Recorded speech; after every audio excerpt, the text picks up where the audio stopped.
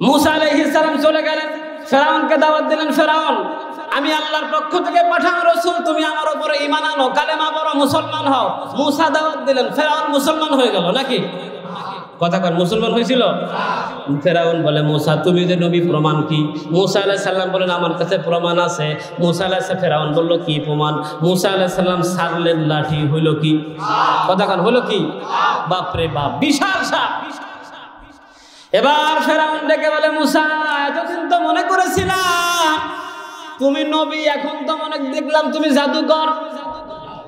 ফেরাউন এবার ডেকে বলে ওগো মূসা তুমি যেহেতু জাদু জানো, আমারও কিছু জাদুকর আছে, আমি তোমার সাথে একটু জাদুর খেলা খেলতে চাই।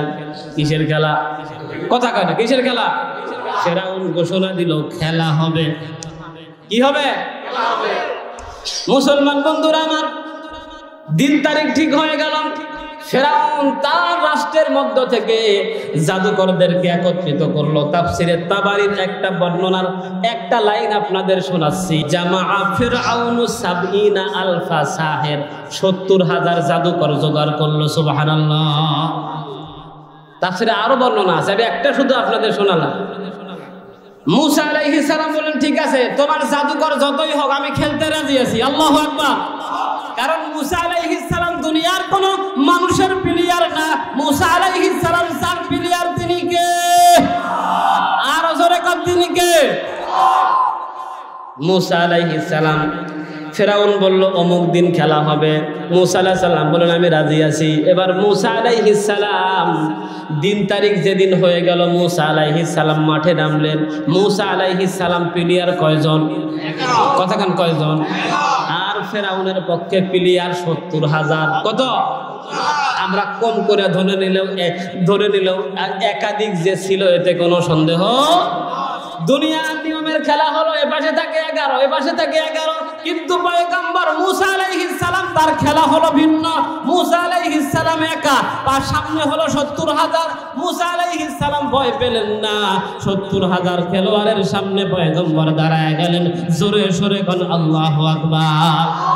কারণ আল্লাহর পক্ষের যারা গোলাম, যারা আল্লাহর পথে কাজ করে, আল্লাহর দ্বীনের পথে চলে, তারা ৭০,০০০ কেন ৭০ কোটিকেও ভয় পায় না। কথা বলেন ঠিক কিনা? Aakash TV online, the centre of healthy culture, সুস্থ সংস্কৃতির প্রাণকেন্দ্র। Aakash TV online, the centre of healthy culture, সুস্থ সংস্কৃতির প্রাণকেন্দ্র। আসসালামু আলাইকুম ওয়া রাহমাতুল্লাহি ওয়া বারাকাতুহু। নাহমাদুহু ওয়া নুসাল্লি আলা রাসূলিহিল কারীম। আম্মা বা'দ, ফাআউযু বিল্লাহি মিনাশ শাইতানির রাজীম। জবান খুলে সকলে পড়ে বিসমিল্লাহির রাহমানির রাহিম।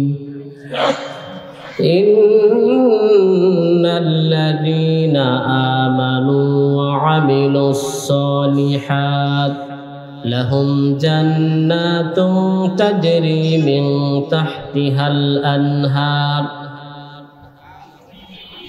সাদাকাল্লাহুল আযীম ওয়া সাদাকা রাসূলুহুন নাবিয়্যুনাল কারীম ওয়া নাহনু আলা যালিকা মিনাশ শাহিদিনা ওয়াশ শাকিরিন ওয়ালহামদুলিল্লাহি রাব্বিল আলামিন।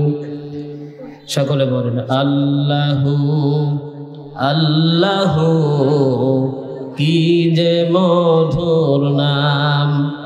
আল্লাহু আল্লাহু, কি যে মধুর নাম। ধরার তামাম মনি মুক্তায় পান্না হীরাম সোনা দানায় হয় না তাহার দাম। আল্লাহু আল্লাহু, কি যে মধুর নাম। সানোয়ারা ফাউন্ডেশন কর্তৃক আয়োজিত আজকের এই তাফসীরুল কোরআন মাহফিলের সম্মানিত সভাপতি বিশিষ্ট আলেমে দ্বীন, ওস্তাদুল আসাতিজা, অসংখ্য আলেমের ওস্তাদ, আমাদের একান্ত প্রিয় ব্যক্তিত্ব, গাজীপুরা বাইতুন্নুর জামে মসজিদের সম্মানিত ইমাম এবং খতিব জনাব হাফেজ মাওলানা আব্দুর রহমান সাহেব, গফরাহুল্লাহু জাম্বা ও রফাআহুল্লাহু দারাজাতা, সকলে বলি আমিন। আপনারা মাহফিলে আসতে পেরে খুশি না বেজার? আরো বেশি খুশি হইতাম যদি মমতাজ আসতো। একদল মানুষ আছে, আপনারা নাই, কিন্তু একদল মানুষ আছে যে গানের কনসার্টে যে যত খুশি, মাহফিলে খুশি না, আছে না নাই? যে মহান রব্বুল আলামিন শারীরিক সুস্থতা দিয়ে মাহফিলে আসার সুযোগ দিয়েছেন, ওই মহান রব্বুল আলামিনের শুকর আদায় করি জবান খুলে, হৃদয়ের গভীর কন্দর থেকে সকলে বলি আলহামদুলিল্লাহ। সম্মানিত উপস্থিতি, শরীরও ভালো না, গলাও ভালো না, আমি গরম গরম কথা বলতে পারবো না, নরম কিছু কথা বলবো একটা বিষয়ের উপরে। বিষয়টি হচ্ছে আহাম্মিয়াতুল ঈমান ফি হায়াতিল ইনসান। মানব জীবনে ঈমানের গুরুত্ব। কিসের গুরুত্ব? ঈমানের গুরুত্ব। আরেকটি বিষয় ওয়ামিসলুল্লাযী নুমিন, আমরা যাদের মতো ঈমান আনবো, আমাদের ঈমান কাদের মতো হবে। তাহলে দুই বিষয়, একটা হলো মানব জীবনে কিসের গুরুত্ব, আর আমরা কাদের মতো ঈমান আনবো, এই দুটো বিষয়ে কথা বলবো ইনশাআল্লাহ। আলোচনার শেষে কয়েকটি প্রশ্ন করব, দেখবো যে আলোচনা শুনে বুঝছেন কিনা। যদি উত্তর দিতে পারেন তাহলে বুঝবো যে আলোচনাও সার্থক, ছাত্র যারা সামনে আছে এগুলো 1 নাম্বার ছাত্র। আর যদি দেখি যে না প্রশ্ন উত্তর দিতে পারেন নাই, তাহলে বোঝা যাবে ছাত্র পেছনের বেঞ্চে। তো ইনশাআল্লাহ মনোযোগ দিয়ে শোনা যাবে তো, নাকি ঘুমায় ঘুমায় শুনবেন? সম্মানিত হাজিরিন, লাইলি মজদুর কাহিনী শুনে দাদা নাতি একবার হাসে একবার কাঁদে। কাহিনী সারা রাত শোনার পর সকালে নাতি জিজ্ঞেস করে, দাদা কাহিনী তো শুনলাম, আচ্ছা কোন তো লাইলি পুরুষ না মেয়ে লোক, তাহলে কোন জাতের সোনা শুনছে? তা আমাদের সোনা কি এই জাতের হবে? আমরা কি সবাই সচেতন চোতা? তাহলে সচেতন মানুষ হলে তাকবীর বলেন তো, নারায়ে তাকবীর।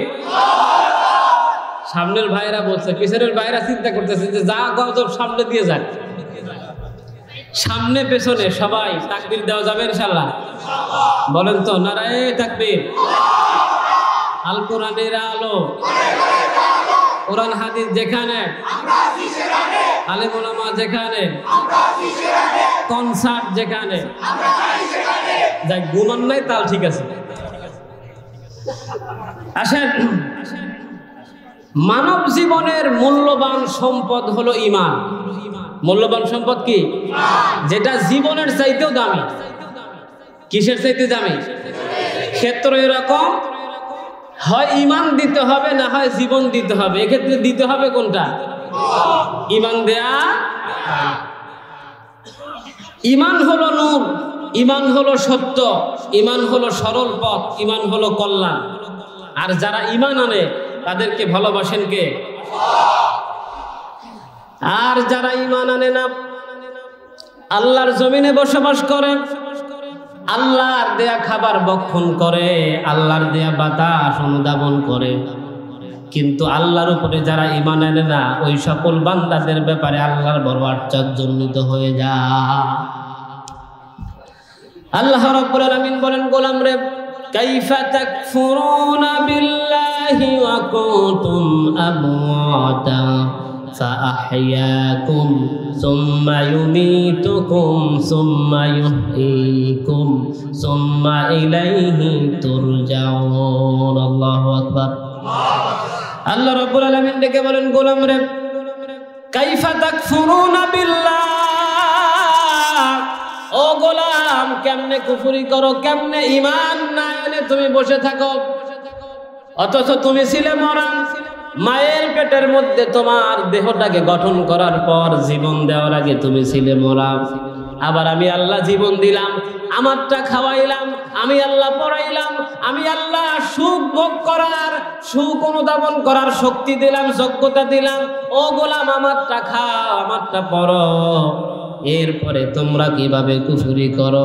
আল্লাহ বলছেন, গোলাম আবার একদিন মরে যাবে, আবার আমি তোমাদেরকে জিন্দা করব, সুম্মা ইলাইহি তুরজাউন, আবার তোমরা সবাই আমি আল্লাহর কাছে ফিরে আসবে, ঠিক কিনা? মুসলমান বন্ধুরা আমার,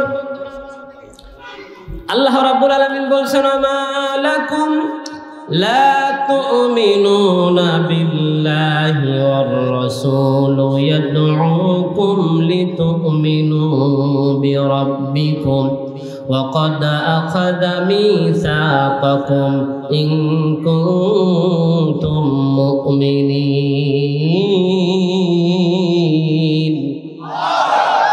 আল্লাহ বলছেন, ও গোলাম, আমা লাকুম, তোমাদের কি হলো? কেন তোমরা ঈমান আনো না? অথচ আমার নবী তোমাদেরকে বারবার ডাকতেছেন, ওর রাসূল ইয়াদউকুম লিতুমিনু, রাসূল ঈমান আনার জন্য বারবার তোমাদেরকে ডাকতেছেন, কিন্তু তোমরা কেন ঈমান আনো না?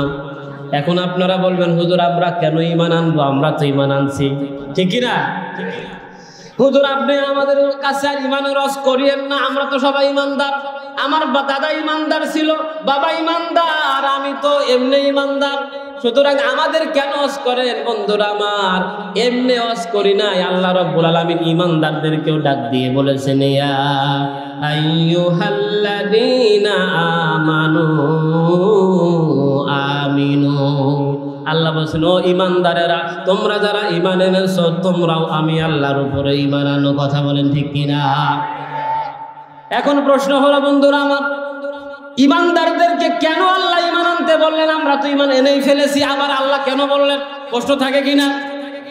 কষ্ট শুনতেছেন তো? আল্লাহ রাব্বুল আলামিন কেন বললেন? ঈমানদারদেরকে কেন বললেন ঈমান আনার জন্য? এর কারণ হলো, ভালো করে বোঝেন, সূরা তাওবা আল্লাহ সুবহানাহু ওয়া তাআলা ৬৬ নম্বর আয়াতে আল্লাহ সুবহানাহু ওয়া তাআলা বলেছেন, কিয়ামতের ময়দানে একদল লোক আল্লাহর কাছে যাবে, তাদেরকে লক্ষ্য করে আল্লাহ বলবেন, লা তা'তাযিরু ক্বাদ কাফারতুম বা'দা ঈমানিকুম। আল্লাহ তাদেরকে বলবেন, ও আমার গোলামেরা, তোমরা আজকে আমার কাছে কোনো ওজর দেখাও না, অজুহাত পেশ করো না, কারণ তোমরা ওই গোলাম যারা দুনিয়ায় প্রথমে ঈমান আনার পরে আবার কুফরি করেছিলে। আচ্ছা, মনোযোগ দিয়ে শুনতেছেন তো ইনশাআল্লাহ? মনোযোগ না দিলে তাল হারায় ফেলবেন, সব গুলায় যাবে। পরে অবস্থা হবে হুজুরের মতো। হুজুর ওয়াজ করতেছিলেন যে মাটির পাতিলের উপরে হাত রেখে শীতের দিনে মাসে করলে হয়ে যাবে। এখন একজন আইসা ওয়াজ শুনছে, মাটির পাতিল আর শোনে নেই।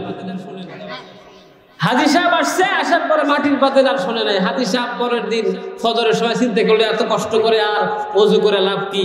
হাজী সাহেবের স্ত্রী স্টিলের পাতিলের উপরে রান্না করে ওই চুলাটা ডাইকে রাখছিল পাতিল দিয়ে। হাজী সাহেব চিন্তা করলো, দরকারটা কি মাছেও করে জায়গা। এখন কালিওয়ালা পাতিলের উপরে বিসমিল্লাহ বলে মারছে, হাতে মারছে, গেছে মুয়াজ্জিনের আজান শেষ হওয়ার আগে মসজিদে ঢুকছে। মুয়াজ্জিন লা ইলাহা ইল্লাল্লাহ কয় আজানের দোয়া পড়ে পেছন দিকে দাঁড়িয়ে দেখে সব বনাশ, এটা মানুষ না অন্য কিছু, দেখেই তো কাজ শেষ। এখন কি আমরা কি তাল ঠিক রেখে শুনবো নাকি বেতালে? তাল ঠিক রাখবেন নাকি হাত তোলেন? হায় হায়, তাল তো এখনই গেল। আসলে তাল আছে, এই জন্য তুলছেন, আল্লাহ কবুল করে নিক। ভাই শুনতেছেন তো ইনশাআল্লাহ? আসেন, আল্লাহ রাব্বুল আলামিন কেন বললেন ঈমানদারদেরকে? সূরা তাওবার ৬৬ নম্বর আয়াতে আল্লাহ জানিয়ে দিলেন, এই দুনিয়ায় এমন কিছু মানুষ থাকবে যেই মানুষগুলো প্রথমে ঈমান আনার পরে আবার তারা কুফরি করবে। এজন্য ঈমানদারদের বলছেন, ও ঈমানদারেরা, তোমাদের জীবনে যেন তোমরা কুফরি করো না, তোমরা সারা জীবন ঈমান ধরে রাখো। এজন্য ঈমানদারদেরকে আল্লাহ ঈমান আনতে বলেছেন, ঠিক কিনা? আমরা তো দূরের কথা, রসুলের কাছে এসে কালেমা পড়েছে রসুলের হাতে হাত দিয়া, আবার রসুলের সাথে হিজরত করেছে, এমন ব্যক্তিও মুরতাদ হয়ে গেছে। নাউজুবিল্লাহ বলেন। আব্দুল্লাহ ইবনে খাতাল নামক একজন লোক রসুলের কাছে আসলো মক্কায়, রসুলের হাতে হাত দিয়ে কালেমা পড়ে মুসলমান হলো। রসুল যখন মক্কা থেকে হিজরত করে মদিনায় আসলো, রসুলের সাথে হিজরত করে মদিনায় আসলো। কিছুদিন মদিনায় থাকার পর আব্দুল্লাহ ইবনে খাতাল মদিনা থেকে পালায়া মক্কায় যায় আবু জাহেলের দলে যোগ দিল। তাহলে আব্দুল্লাহ ইবনে খাতাল আগে ছিল মুমিন, পরে হলো কি? কথা কেনা পরে হলো কি? আগে ছিল কি? মুমিন, পরে হলো কি? কাফের। তাইলে বোঝা যায় পৃথিবীতে এমন কিছু মানুষও থাকবে যারা প্রথমে হবে মুমিন, পরে হবে। এজন্য আল্লাহ ঘোষণা করলেন, খবরদার খবরদার, ইয়া আইয়ুহাল্লাযীনা আমানু আমিনু বিল্লাহ, ও ঈমানদারেরা তোমরা সারা জীবন ঈমান ধরে রাখবা, ঈমানের উপরে অটল থাকবা, ঈমানের উপরে অবিচল থাকবা, জীবন থাকবে যতক্ষণ ঈমান থাকবে। আল্লাহ রাব্বুল আলামিন আমাদের ঈমানকে লম্বা করতে বলেছেন। কি করতে বলেছেন? ঈমান লম্বা হবে ততক্ষণ, মরবো না ততক্ষণ। আমরা যে মৃত্যুর দোয়া করি, এই দোয়ার দিকে খেয়াল করেন। আল্লাহ সুবহানাহু ওয়া তাআলার নবী কি শিখিয়েছেন? আল্লাহর নবী শিখিয়েছেন, ওমান তাওয়াফাইতাহু মিন্না ফাতাওয়াফাহু আলান, কথা বলেন আলান ঈমান। অর্থাৎ নাম ওই জানাজার নামাজে আমরা দোয়া পড়ি, আল্লাহ আমাদেরকে তুমি আমাদেরকে মধ্য থেকে যাদেরকে মৃত্যু দিবা তাদেরকে কিসের উপরে মৃত্যু দিও? কথা কয় না, কিসের উপরে? এজন্য মুসলমানেরা ঈমান আনতে হবে, ধরে রাখতে হবে। কোন পর্যন্ত? হায় হায়, কোন পর্যন্ত? আনতে হবে জীবিত অবস্থায়, ধরে রাখতে হবে কোন পর্যন্ত? মৃত্যু পর্যন্ত। মৃত্যুর আগে যদি একবার ঈমান চলে যায়, যত বড় হাজি সাহেব গাদি সাহেব হন না কেন, আপনার আমলের আর 4 পয়সার দাম। ওই ইবনে খাতাল রাসূলুল্লাহর কাছে কালেমা বলল, মক্কায় হিজরত করলো, মদিনায় আবার চলে গেল কোথায়? মক্কায় চলে গিয়ে ইবনে খাতাল বসে নাই, রাসূলের নামে উচ্চারণা করে কবিতা লেখে, মক্কার বাজারে মানুষদেরকে জড়ো করে করে কবিতা শোনায়। আল্লাহর নবী তার উপরে খেপে গেলেন, এত খেপে গেলেন, আল্লাহর নবী সাল্লাল্লাহু আলাইহি ওয়াসাল্লাম এত গোসা করলেন, অন্য কারোর উপরে এত গোসা নাই। মক্কা বিজয়ের সময় আল্লাহর নবী সাহাবীদেরকে নিয়ে মক্কায় ঢুকলেন। ঢোকার পর আল্লাহর নবী সব মানুষদেরকে সাধারণ ক্ষমা ঘোষণা করে দিলেন, ও মক্কার মানুষের, আল্লাহ তাসরিবা আলাইকুমুল ইয়াউম, আজকে তোমাদের উপরে আমার কোনো রাগ নাই, গোসা নাই, সবাইকে মাফ করলেন। কয়েকজন মানুষকে রাসূল মাফ করলেন না, তার মধ্যে হলো ইবনে খাতাল। একজন লোক রাসূলের কাছে এসে বলল, রাসূল সবাইকে তো সাধারণ ক্ষমা ঘোষণা করেছেন, ও আল্লাহর নবী, ফাকাল ইবনু খাতাল মুতাআল্লাকু বিআস্তারিল কাবা, ও নবী আপনি তো সবাইকে ক্ষমা করেছেন, কিন্তু ইবনে খাতাল যে আপনার নামে কুচ্ছা রচনা করেছে, ওই লোকটা এখন কাবার গিলাফ জড়ায় ধরে আছে। রাসূল আপনি বলেন আমরা এখন কি করব? আল্লাহর নবী বললেন, ও সাহাবীরা উকতুলহু, আজকের জন্য এই কাবার মধ্য থেকে ইবনে খাতালের জন্য আল্লাহ রাব্বুল আলামিন কাবার হুরমত উঠায় নিয়েছেন। যেই লোকটা আমি মুহাম্মদ রাসূলুল্লাহকে গালি দিয়েছে, তার বেঁচে থাকার অধিকার নাই, ফাকতুলুহু, তোমরা তাকে হত্যা করো। জোরে বলো আল্লাহু আকবার। এজন্য রসুলকে গালি দিবে যারা, রসুলকে কুচ্ছা রচনা করবে তারা, বেঁচে থাকার অধিকার হারিয়ে ফেলবে তারা, ঠিক কিনা? এজন্য আল্লাহর নবীকে যদি কেউ গালি দেয়, আমরা মুসলমান বেঁচে থাকতে তাকে আমরা বেঁচে থাকতে দেবো না। কথা বলেন ঠিক কিনা? মুসলমান বন্ধুরা আমার, তাহলে আমাদের ঈমান খাটো হবে না লম্বা? কতক্ষণ পর্যন্ত লম্বা? কতক্ষণ পর্যন্ত? মৃত্যু পর্যন্ত লম্বা হতে হবে। আল্লাহ নবীর কাছে তার একজন রাখাল সাহাবী চলে আসলো, এসে বলে, ইয়া রাসূলুল্লাহ, ও আল্লাহর নবী, ওই মদিনার দূরে আমি গরু ছাগল চড়াই, ঠিক মতো আপনার কাছে আসতে পারি না, দিন শিখতে পারি না, কিন্তু রাসূল জান্নাতে যাওয়ার আগ্রহ আমার আছে, আমিও জান্নাতে যেতে চাই। আপনারা চান কিনা? পেছনের ভাইরা জান্নাতে যেতে চান কিনা? মুসলমান বন্ধু সাহাবী বলে, রাসূল আমি রাখাল মানুষ, আমি জান্নাতে যেতে চাই। ইয়া রাসূলুল্লাহ, কুল্লি ফিল ইসলাম কাওলান লা আসআলু আহাদাম বাদাক, ও রাসূল আমি আপনার কাছে বারবার আসতে পারবো না, কখন মরে যাই জানি না, আপনিও যেতে পারেন আমিও যেতে পারি। রাসূল ইসলামের ব্যাপারে আপনি আমাকে একটা চূড়ান্ত কথা বলে দেন। আল্লাহ নবী তাকে চূড়ান্ত কথা বললেন। রাসূল কথা বললেন মাত্র 2টা। আল্লাহ নবী বলেন, কুল আমানতু বিল্লাহি সুম্মা ইসতাকিম, ও সাহাবী তুমি বলো আমি আল্লাহর উপর ঈমান আনলাম। এই কথা বলার পর সারা জীবন এই কথার উপরে অটল অবিচল অটুট থাকো, ঠিক কিনা? রাসূল বললেন, শোনো, এই কথা বলার পর ওই ঈমানের উপরে তুমি অটল থাকবা, মৃত্যু পর্যন্ত ঈমানের উপরে অটল থাকবা। এখন মুসলমান বন্ধুরা আমার, মৃত্যু পর্যন্ত ঈমানের উপরে অটল থাকবো কিভাবে? আসেন আমরা মুসা আলাইহিস সালামের কাছে যাই। যাতে রাজি আছেন তো? তার মানে এখন আপনাদেরকে আমি নিয়ে যাব মিশরে। কোথায়? ভিসাও লাগবে না, পাসপোর্টও লাগবে না। যেতে রাজি আছেন? এবার কল্পনার সাগরে ডুব দেন, মনে করেন আমরা মিশর গেছি। কোথায়? এই পেছনের বাইরে রাগ করতেছেন? মিশরে মুসা আলাইহিস সালামকে আল্লাহ পাঠালেন ফেরাউনকে দাওয়াত দেওয়ার জন্য। মুসা আলাইহিস সালাম ফেরাউনের দরবারে চলে গেলেন। যাওয়ার পর আল্লাহ যাওয়ার আগেই বললেন, মুসা, ফেরাউন তো ক্ষমতাবান মানুষ, কুলু কাউলান লাইয়িনা, তুমি যখন ফেরাউনের কাছে যাবে খবরদার গরম কথা কইবা না, নরম কথা কইও। সুবহানাল্লাহ। হিকমত শিখানকে কথা কোন, হিকমত শিখানকে। সব জায়গায় কি গরম চলে নাকি? মুসা আলাইহিস সালাম চলে গেলেন, ফেরাউনকে দাওয়াত দিলেন, ফেরাউন, আমি আল্লাহর পক্ষ থেকে পাঠানো রাসূল, তুমি আমার উপরে ঈমান আনো, কালেমা পড়ো, মুসলমান হও। মুসা দাওয়াত দিলেন, ফেরাউন মুসলমান হয়ে গেল নাকি? কথা কর, মুসলমান হয়েছিল? ফেরাউন বলে, মুসা তুমি যে নবী, প্রমাণ কি?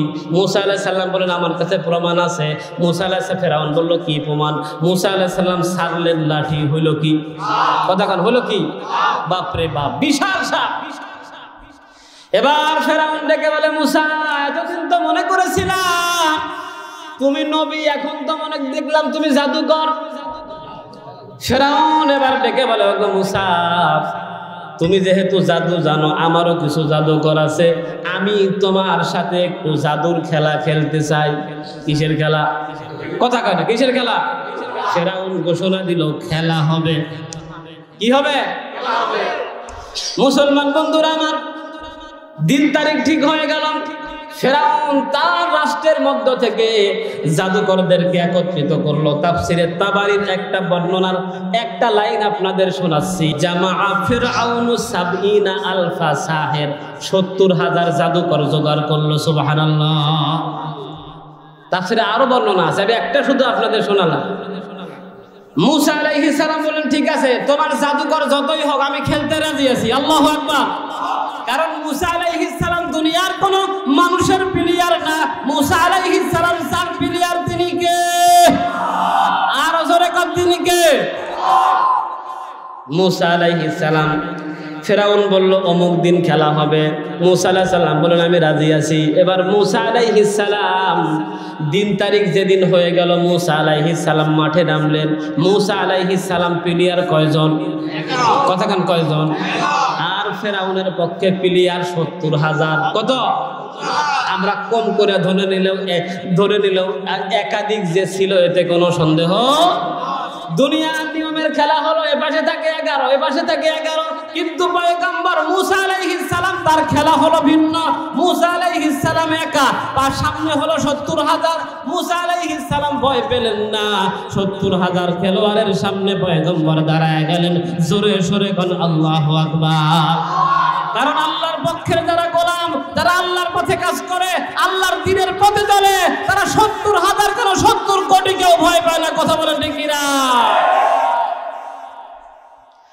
মুসলমান বন্ধুরা আমার, শুনতেছেন কথা?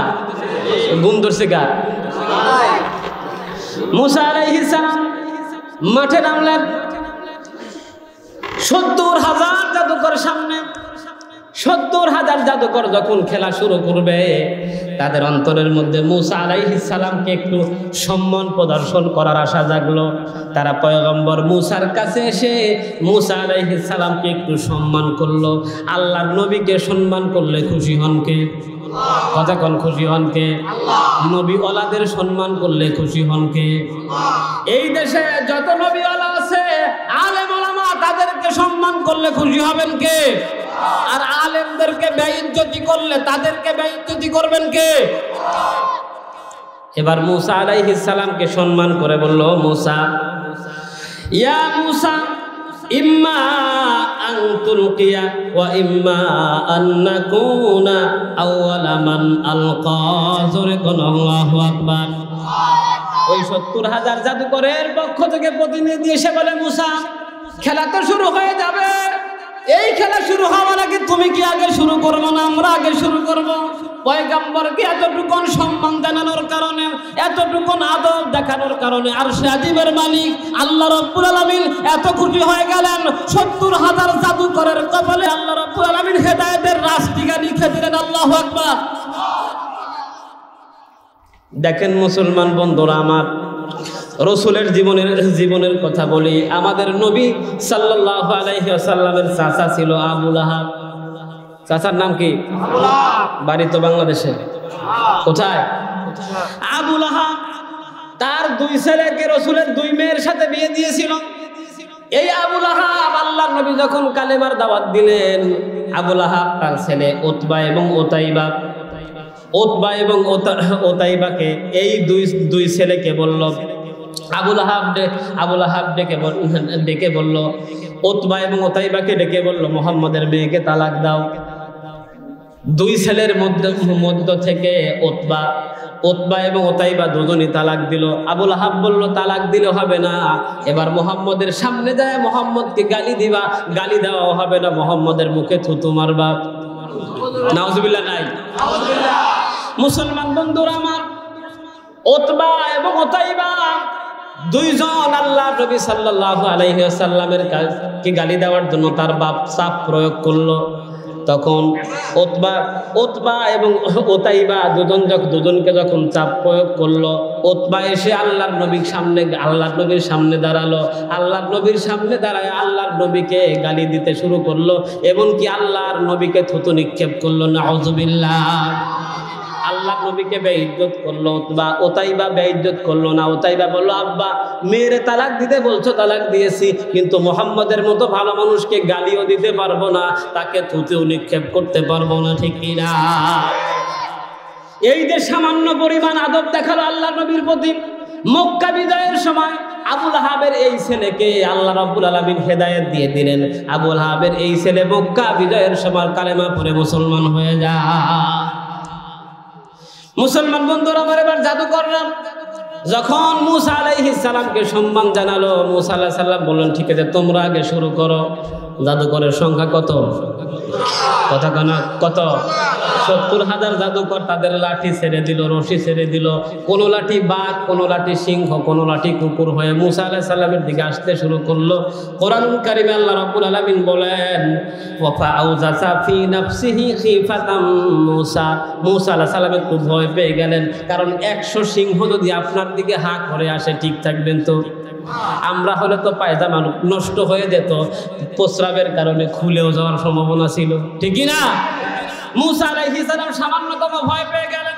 আল্লাহ রাব্বুল আলামিন বললেন, লা তাখাফ, ও মুসা ভয় পেও না, ইন্নাকা আনতাল আলা, তুমি বিজয়ী হবে, আমি আল্লাহ তোমাকেই বিজয়ী দেব। জোরে বলো আল্লাহু আকবার।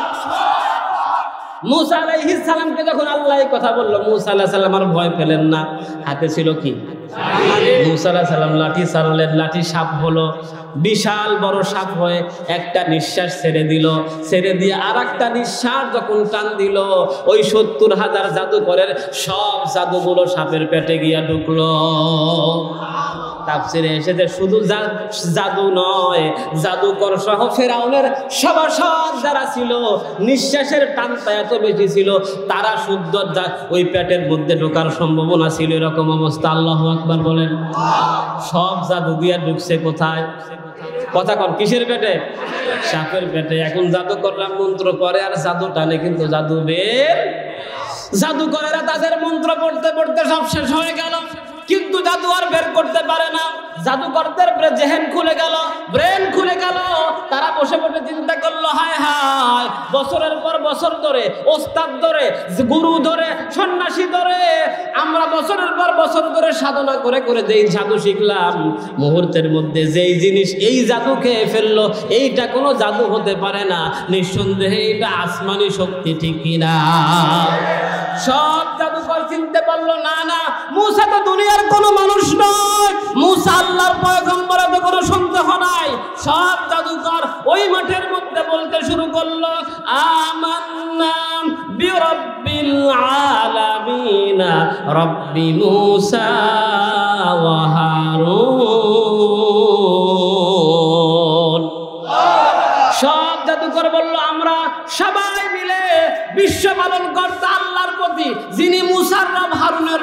ওই আল্লাহর প্রতি ঈমান আনলাম। একটু আগে যেই জাদুকররা ছিল ফেরাউনের দলে, এখন সব জাদুকর কার দলে? কথা কেন কার দলে? এখন আপনারা কোন ফেরাউন খুশি না বেজার? কতক্ষণ খুশি না বেজার? ফেরাউন বলল ক্বালা আমানতুম লাহু ক্বাবলা আন আযানা লাকুম। ফেরাউন বলল হায় হায়, আমারটা খাইলি আমারটা পড়লি, আর আমি অনুমতি দেওয়ার আগেই মুসার দলে গেলি, ঠিক কিনা? ফেরাউন ডেকে বলল আসলে জাদুকররা, ইন্নাহু লাকাবীরুকুম আল্লাযী আল্লামাকুমুস সিহর। যে ফেরাউন ডেকে বলল আসলে যে তোমরা ভিতরে ভিতরে ষড়যন্ত্র করে আসছো, মুসার দলে চলে যাইবা, এটা তো আমি জানি না, আসলে তোমরা ষড়যন্ত্রকারী। তার মানে যখন ওই জাদুকররা ফেরাউনের দলে ছিল তখন ছিল সঙ্গী, এখন মুসার দলে গেছে এই জন্য এখন বলে জঙ্গি, ঠিক কিনা? মুসলমান বন্ধুরা আমার এবার ফেরাউন তাদেরকে বলল শোনো, আমি তোমরা যেহেতু মুসার দলে চলে গেছো, লাউকাত্তিয়ান্না আইদিয়াকুম ওয়া আরজুলাকুম মিন খিলাফ ওয়া উসাল্লিবান্নাকুম আজমাইন। ফেরাউন ডেকে বলল যেহেতু আমার দলে থেকে মুসার দলে গেছো, এজন্য আমি তোমাদের হাত পা কাটবো উল্টা দিক থেকে, ডান হাত কাটলে বাম পা, বাম হাত কাটলে ডান পা। মুসলমান বন্ধুরা আমার, একটু আগে মাত্র কিছুক্ষণ আগে যেই জাদুকররা আল্লাহর উপরে ঈমান আনলো, ঈমান আনার কারণে মুমিন হয়ে গেল, এই জাদুকররা যখন ফেরাউন হুমকি দেয়, একজন জাদুকর ঈমান ছাড়ে না, সবাই ঘোষণা করলো আমরা ঈমান আনছি তো আনছি, প্রয়োজনে মরে যাব, তাও ফেরাউনের কাছে মাথা নত করবো না, প্রয়োজনে কবরে চলে যাব, তারপরে ঈমান ছাড়বো না, ঠিক কিনা? এজন্য মুসলমান প্রয়োজন হলে আমরা মরে যাব, আল্লাহর পথে আমাদের জীবন বিলিয়ে দেব, কিন্তু ঈমান আমরা দেব না, ঠিক কিনা? রাগ করতেছেন? পেছনের বাইরে রাগ করতেছেন? এবার আসেন মুসলমান বন্ধুরা আমার, ফেরাউন বলল হাত পা কেটে দেব।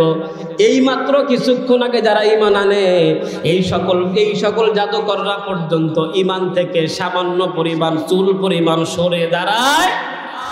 এজন্য মুসলমান বন্ধুরা আমার, আল্লাহ রাব্বুল আলামিন বলছেন ও গোলামেরা শোনো, তোমরা তোমাদের ঈমানকে এত লম্বা করবা, মৃত্যু আসবে না যতক্ষণ ঈমান ছাড়তে পারবে না তত। আল্লাহ রাব্বুল আলামিন বলেন ইন্নাল্লাযীনা ক্বালু রাব্বুনাল্লাহু সুম্মা ইসতাকামু।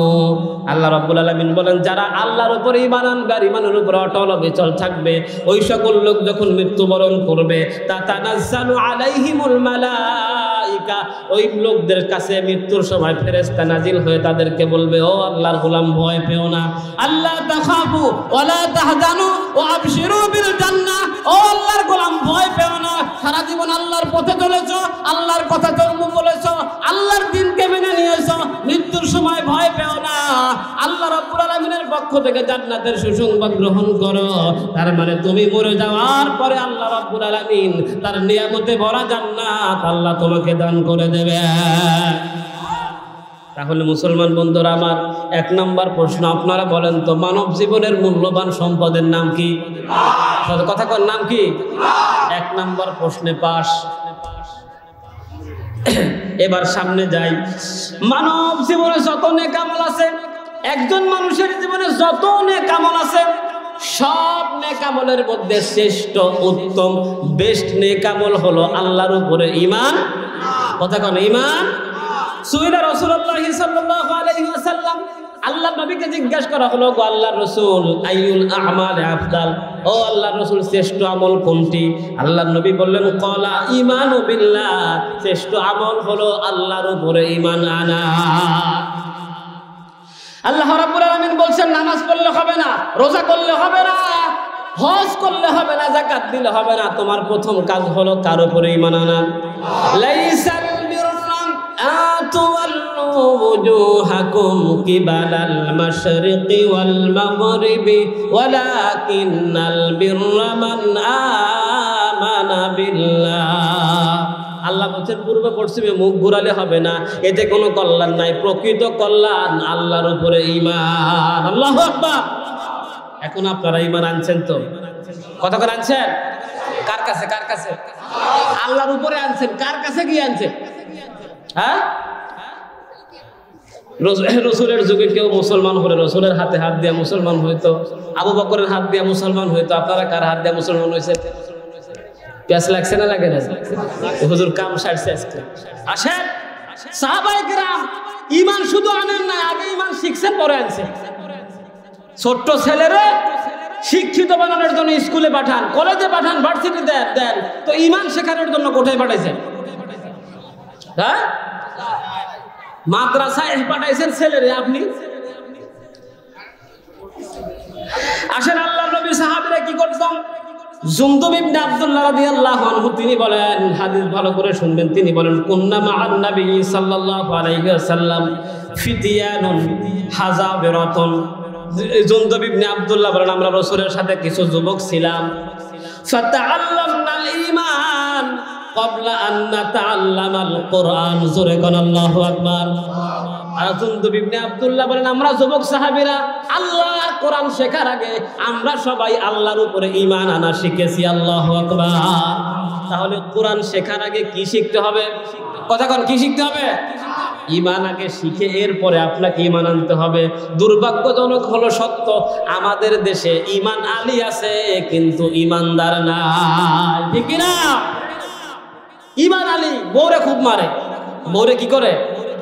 বউরে মারে। তো গাজীপুরা সভা হলো, গাজীপুরা মাহফিল হইতেছে, বউ বললো যে যা মাহফিলটা শুনে এসো।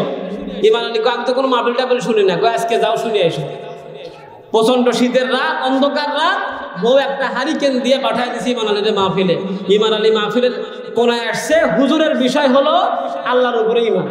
হুজুর অস করতে করতে বলতেছেন ভাই আমাদের ঈমান বড় দুর্বল হয়ে গেছে, এখন ঈমান কখন চলে যায় বলা যায় না। এদিকে ঈমান আলী মাহফিলের কোনায় চলে আসছে। হুজুর বলে ভাইয়েরা ঈমানকে শক্ত করে ধরেন। ঈমান আলী শেষ, হারিকেন ফালাইয়া দো। এই জায়গায় ঈমান আলী আছে কিন্তু ঈমানদার, প্রকৃত ঈমানদার পাওয়া বড় কঠিন। কথা বলেন ঠিক কিনা? মুসলমান বন্ধুরা আমার, এবার আসেন তাহলে মানব জীবনের সবচাইতে শ্রেষ্ঠ আমল কি? কথা কয় না, শ্রেষ্ঠ আমল কি?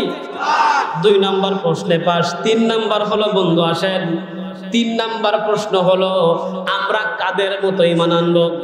বলেন কাদের মতো? জি, কিছু লোক বলছে, সব বলে না, 2-1 প্রথমে বলছে পরে শুনে বলছে। আমাদের ঈমান হবে কার মতো? মাশাআল্লাহ, সবাই বলেন ঈমান হবে কার মতো? সাহাবীদের মতো। কার মতো? এবার আসেন সাহাবীদের ঈমান কেমন এটা একটু আমরা দেখি, নাকি বলেন? কথা বলেন, আপনারা দেখতে রাজি আছেন? দেখা তো যাবে না, আমি শুনাইয়া দেব সাহাবীদের ঈমান। সাহাবীদের ঈমানের ব্যাপারে নবীর সাহাবী আব্দুল্লাহ ইবনে ওমর বলেছেন আল ঈমানু ফি কুলুবিহিম আসামু মিনাল জিবাল। সাহাবীদের ঈমান ছিল পাহাড়ের মতো দৃঢ়। জোরে করে আল্লাহু আকবার। সাহাবীদের ঈমান কি পাহাড়ের মতো দৃঢ়, আর আমাদের ঈমান হলো কচুর পাতার পানির মতো। কিসের মতো? জ্বর আসলে জ্বর আসা লাগে না, বাতাস আসলে পানি যেমন পড়ে যায়, আমাদেরও ঈমান যদি খালি বন্দুক ধরে তো শেষ।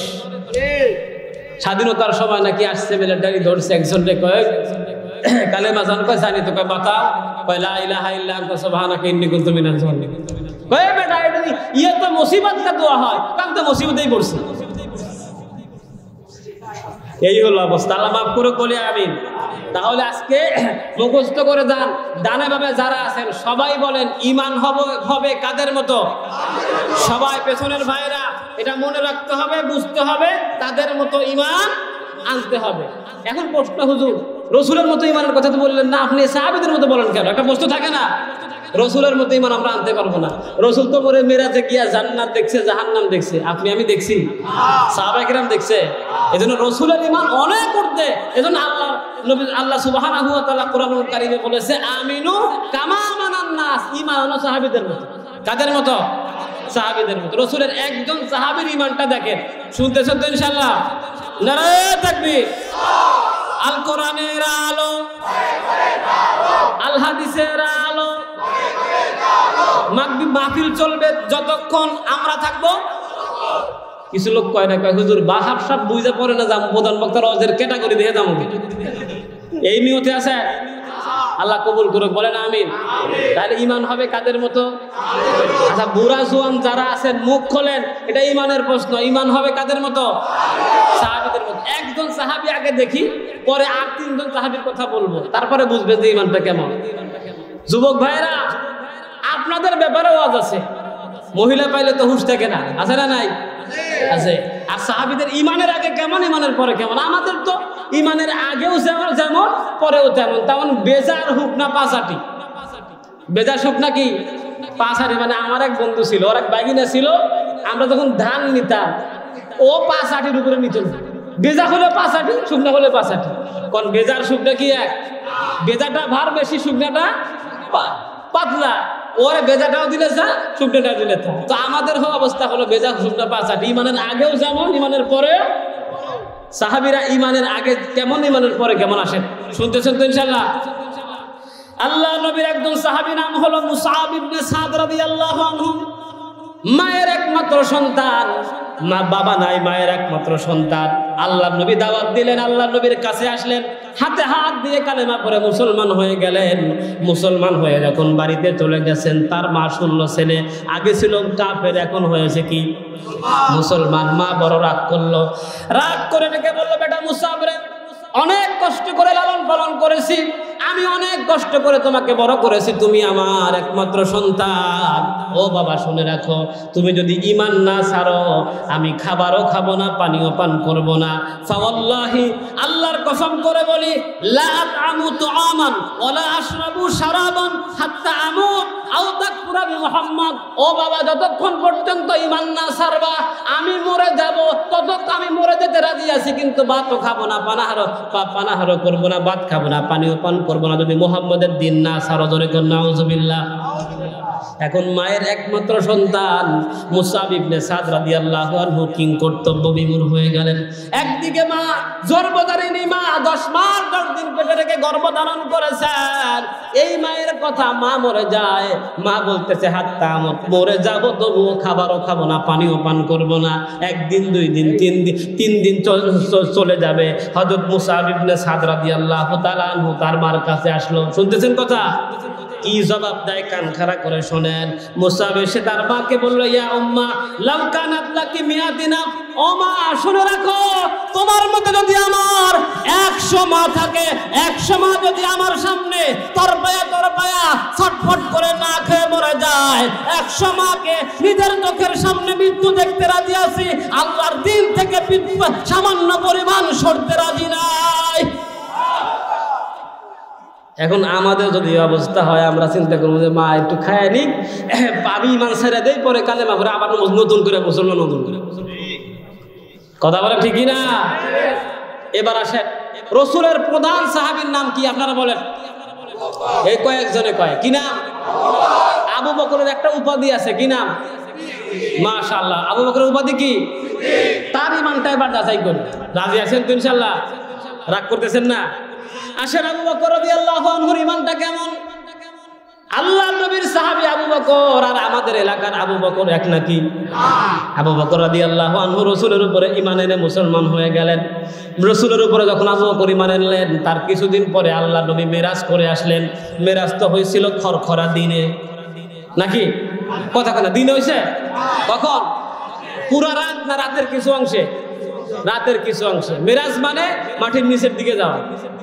কোন দিকে? আল্লাহ নবী সাল্লাল্লাহু আলাইহি ওয়াসাল্লাম মেরাজ করলেন, দুনিয়া থেকে প্রথমে চলে গেলেন বাইতুল মুকাদ্দাসে, মক্কা থেকে।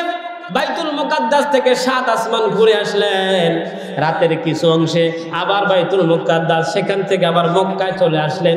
রাসূল এসে দেখেন যে ওযু করে গেছিলেন, ওযুর পানি তখনও গড়তেছে। জোরে কোন আল্লাহু আকবার। আল্লাহ নবী সাল্লাল্লাহু আলাইহি ওয়াসাল্লাম ফজরের নামাজ আদায় করেন, কাবা শরীফের মধ্যে বসলেন। বসার পর দেখে আবু জেহেল হেঁটে যায়। আল্লাহ নবী ডাকলেন, আবু জেহেলকে ডাকলেন, ডেকে বললেন, চাচা আজকে তো একটা ঘটনা ঘটছে। কি ঘটনা?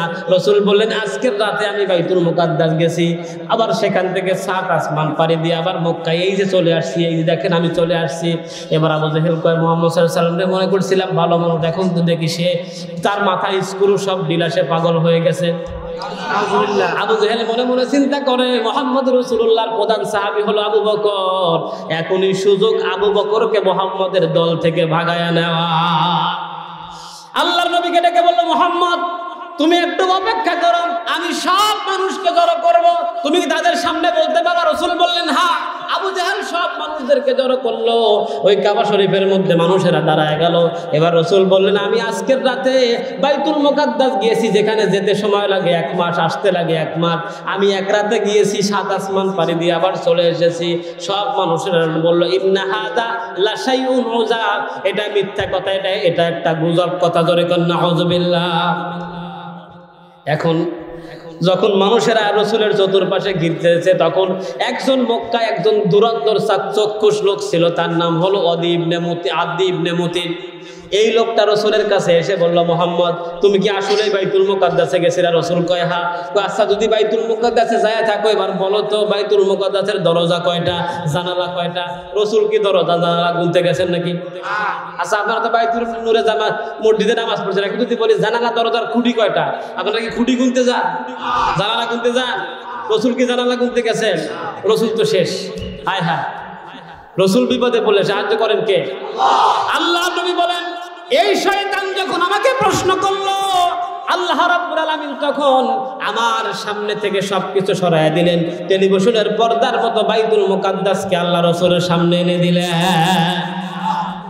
রসুল সব দেখে কয়, আদি ইবনে মুতিন উত্তর পাশের দরজা এইটা, জানালা এইটা, খুঁটি এইটা, সব বললেন। ওরা তো আশ্চর্য, কয় কি? আল্লাহু আকবার। এবার সবাই মিলে আবু বকরকে ধরলো, আবু বকর তোমার বন্ধু মুহাম্মদ এই কথা বলে, সে নাকি আসমানে গিয়েছে, বাইতুল মুকাদ্দাসে গিয়ে আবার চলে এসেছে, তুমি কি এটা বিশ্বাস করো নাকি? আবু বকর কি জবাব দেয় শোনেন। আবু বকর বললেন, নাম ইন্নী লা উসাদ্দিকুহু ফীমা আবআদু মিন যালিক। আবু বকর কয়, এটা তো ছোট ব্যাপার। আল্লাহু আকবার। আবু বকর বলে, মক্কার মানুষেরা শোনো, আমার নবী বাইতুল মুকাদ্দাসে গেছে, সেখান থেকে আসমান করে এসেছে, এটা তো ছোট ব্যাপার। আমার নবীর কাছে কোরআন নিয়ে যেই জিবরাইল আমিন চলে আসে, মুহূর্তের মধ্যে এসে কোরআন নাজিল করে আবার চলে যায়। আবু বকর যদি কোরআন নাজিল হওয়া বিশ্বাস করতে পারি, তাহলে আমার নবী আসমানে গেছে, এইটা কেন বিশ্বাস করব না? জোরে সরে বলেন সুবহানাল্লাহ। মুসলমান বন্ধুরা আমার, এবার আমরা যদি হইতাম, চিন্তা করতে করতে শেষ। কথা বলেন ঠিক কিনা? আবু বকর কোনো লজিক খুলেন নাই। এবার রসুল কি বলেন? ফাযালিকা সুম্মিয়া আবু বকর as-সিদ্দিক।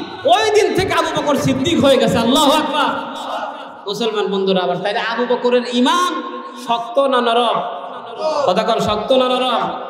এবার আবু বকরের পরের সাহাবী কি নাম? কথা কয় না, কি নাম? ওমর রাদিয়াল্লাহু তাআলা আনহুর ঈমান দেখেন। আল্লাহ নবীর সাহাবী হযরত ওমর রাদিয়াল্লাহু তাআলা আনহু, তার ঈমানটা কত শক্ত, কত মজবুত। আমরা তো ঈমানের আগেও যেমন, ঈমানের পরেও তেমন। এবার ওমরের বিষয়টা দেখেন। আল্লাহ নবী সাল্লাল্লাহু আলাইহি ওয়াসাল্লাম যখন দাওয়াত দিলেন, ওমরকে ভুল বোঝানো হলো। মক্কার নেতারা ভুল বুঝায়া ওমর রাদিয়াল্লাহু তাআলা আনহুকে মিসগাইড করতেছিল। খারাজা ওমর মুতাকাল্লিদান সাইফাহু। ওমর রাদিয়াল্লাহু আনহু তরবারি ঝুলায়া চলতেছেন, হায় হন হন করে। যাওয়ার সময় তার বন্ধুর সাথে দেখা, বন্ধু ডেকে বলে, আইনা তামিদ, ওমর তুমি কই যাওয়ার ইচ্ছা করছো? ওমর রাদিয়াল্লাহু আনহু বলেন, আমি যাচ্ছি হলো উরিদু আন আকতুলা মুহাম্মদকে হত্যা করতে। নাউজুবিল্লাহ বলেন। এবার ওমরের বন্ধু ডেকে বলে, ওমর মুহাম্মদকে হত্যা করতে যাওয়ার আগে নিজের ঘর সামলাও। কি করো? ওমর কয়, মানে ঘর সামলাবো মানে তোমার বোন আর বোন ভগ্নিপতি মুসলমান। আল্লাহু আকবার। ওমর রাদিয়াল্লাহু আনহু কয়, আগে নিজের ঘরটা সাইজ করে লই। চলে গেছে বোন আর ভগ্নিপতির কাছে, গিয়া তাদের ঘরের দরজায় যখন চলে গেছে, তখন তারা কোরআন তেলাওয়াত করতেছিলেন। ওমর রাদিয়াল্লাহু আনহু ঘরে ঢুকলেন। ঢোকার পরে অনেকক্ষণ তাদের উপরে মারধর করলেন। মারধর করার পর এবার ওমর রাদিয়াল্লাহু আনহু বলে, তোমরা কি পড়তেছিলে সেটা দাও। তার বোন আর ভগ্নিপতি বলে, ওমর তুমি তো নাপাক, গোসল করে আসো। আল্লাহু আকবার। ওমর রাদিয়াল্লাহু আনহু গোসল করে আসলেন, কোরআনুল কারীমের সূরা তাহা তার সামনে দেওয়া হলো। ওমর রাদিয়াল্লাহু তাআলা আনহু সূরা তাহা যখন তেলাওয়াত করলেন, মনে হলো যেন প্রত্যেকটা আয়াত ওমর রাদিয়াল্লাহু তাআলা আনহুর সিনা বেদ করে কলিজার মধ্যে ঢুকতেছে। ওমর রাদিয়াল্লাহু তাআলা আনহুর অন্তরটা পরিবর্তন হয়ে গেল। ওমর রাদিয়াল্লাহু আনহু বললেন, আর আমি কাফের থাকতে চাই না, আমি মুসলমান হয়ে যাব, তোমরা আমাকে মুহাম্মদের কাছে নিয়ে চলো।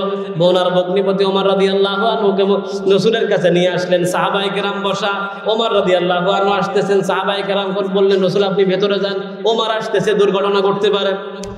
রাসূল বললেন, সাহাবারা কোনো টেনশন করো না, আসতে দাও। সুবহানাল্লাহ। ওমর রাদিয়াল্লাহু আনহু আল্লাহ নবীর কাছে চলে আসলেন। আল্লাহ নবীর কাছে আসার পর হযরত ওমর রাদিয়াল্লাহু তাআলা আল্লাহর নবীর কাছে আসার পর এসে বললেন, ওগো রাসূল আমি আর কাফের থাকতে চাই না, আমারে পড়ায় দেন লা ইলাহা ইল্লাল্লাহু মুহাম্মাদুর রাসূলুল্লাহ। ওমর একটু আগে ছিল কাফের, এখন কি? কথা কোন, একটু আগে ছিল কাফের, এখন কি? মুসলমান। এবার ওমর রাদিয়াল্লাহু আনহু মুসলমান হয়ে ঈমান আনার পরে কি বলেন, মনোযোগ দিয়ে শুনেন। শুনতেছেন তো না ঘুম ধরছে? ওমর রাদিয়াল্লাহু আনহু রাসূলকে বলেন,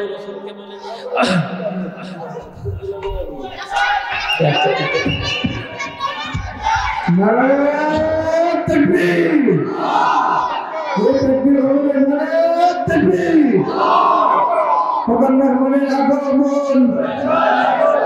আজকের মাহফিলের পক্ষ থেকে নারায়ে তাকবীর, নারায়ে তাকবীর। বক্তা আসবে, আপনারা এইটাই শুনে শেষ। আপনারা রাগ করছেন নাকি? হুজুর চলে আসছে, আমি শেষ করে দেব। ওমর মুসলমান হলেন, রাসূল বলেন, উস্তুর হুয়া ওমর, হে ওমর তুমি ইসলামকে কবুল করছো, এটা প্রকাশ করবা না, এটা গোপন রাখবা। এটা কি করবা? কথা বলে না, কি করবা? গোপন রাখবা। এখন ওমর রাদিয়াল্লাহু আনহু কি বলেন শোনেন। ওমর রাদিয়াল্লাহু আনহু বললেন, রাসূল আমরা যে ঈমান গোপন রাখবো, আপনি কি সত্য নবী না? রাসূল কয়, হ্যাঁ অবশ্যই সত্য নবী।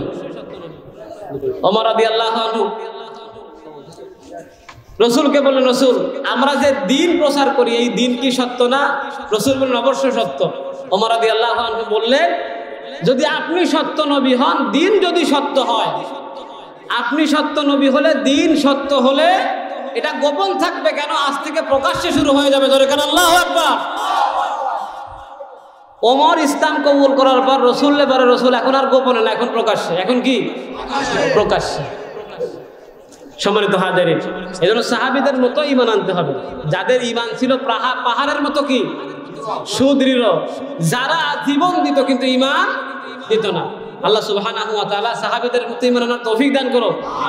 এবার প্রশ্নগুলো করাইছে, মানব জীবনে সবচাইতে মূল্যবান সম্পদের নাম?